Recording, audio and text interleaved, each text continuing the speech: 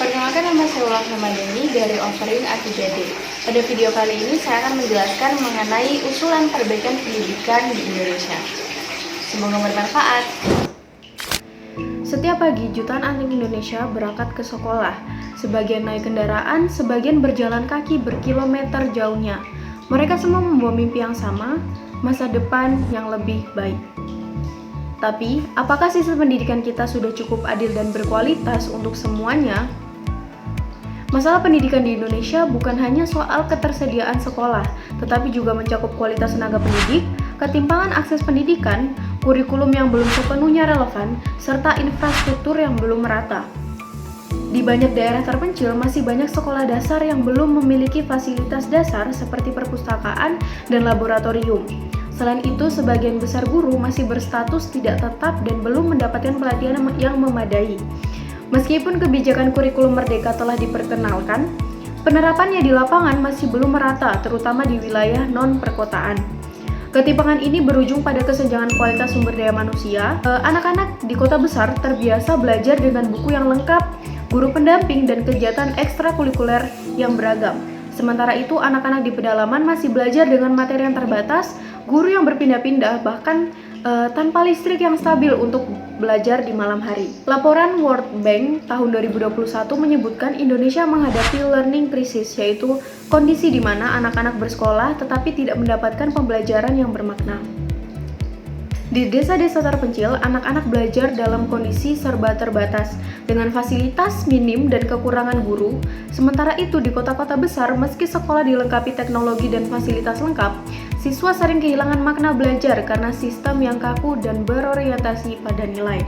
Ketimpangan ini menunjukkan bahwa masalah pendidikan bukan hanya soal sarana, tetapi juga kualitas, keadilan, dan arah pembelajaran yang belum berpihak pada pertumbuhan siswa secara utuh.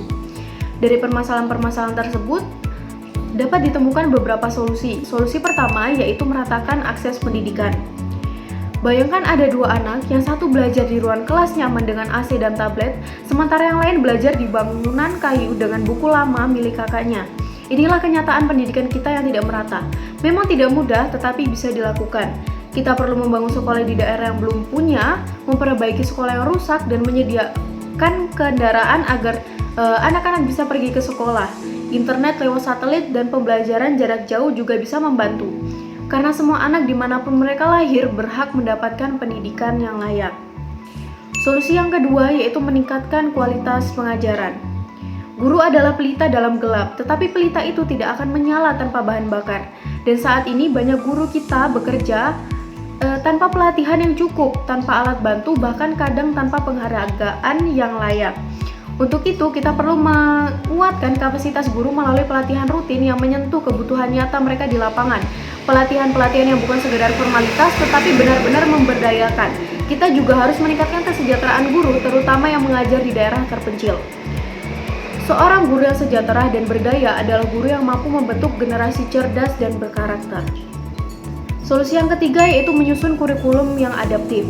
Apa arti belajar di abad 21 jika anak-anak hanya diminta menghafal?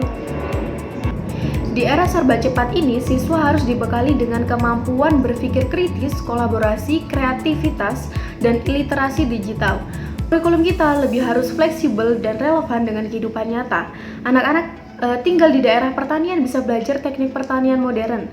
Anak-anak di pesisir bisa belajar tentang kelautan dan perikanan. Semua itu bisa menjadi bagian dari pelajaran. Sekolah bukan hanya tempat mentransfer ilmu, sekolah harus menjadi ruang tumbuh di mana anak-anak bisa menemukan siapa dirinya dan apa potensi terbaiknya. Untuk solusi yang keempat yaitu melibatkan orang tua dan komunitas. Belajar tidak berhenti di pintu sekolah, di rumah, di kampung, di tempat ibadah, anak-anak terus belajar dari sekeliling mereka. Maka pendidikan tidak boleh dibatasi hanya oleh tembok kelas. Kita perlu melibatkan orang tua dan komunitas dalam proses pendidikan, mulai dari diskusi rutin antara guru dan orang tua, hingga program masyarakat seperti taman baca, kelas kerajinan, atau mentoring dari tokoh lokal.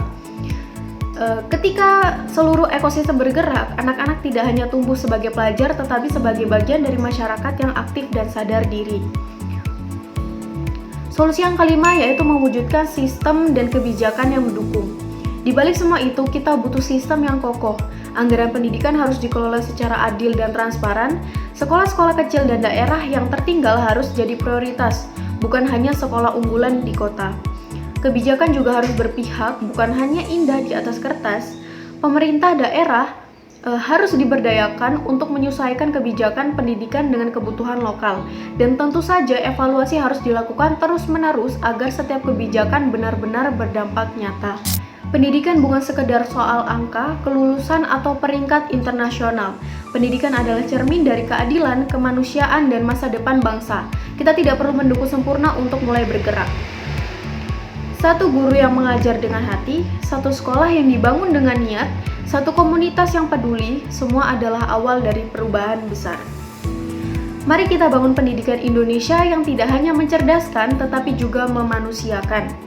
Karena masa depan negeri ini sedang duduk di bangku-bangku kecil di seluruh pelosok tanah air, dan mereka menunggu bukan janji, tapi aksi.